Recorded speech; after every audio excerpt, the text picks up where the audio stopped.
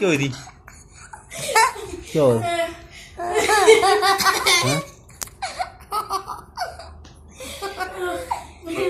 एक बच्चा ना क्या हुआ?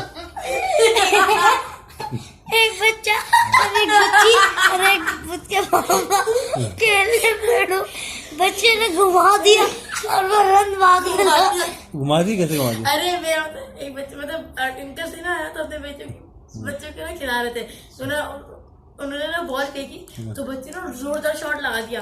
अब उन्होंने बॉल फेंकी ऊपर वो बच्चा इधर आ भाग गया। अंकल ने बोला अच्छा अंकल ने बोला कि ना अरे इधर बॉल तो देख ले, हाथ में भागी जा। जब वो भी देख नहीं रहा, वो भी मगर अंकल बोले कि था देखने में बहुत हंसी थी।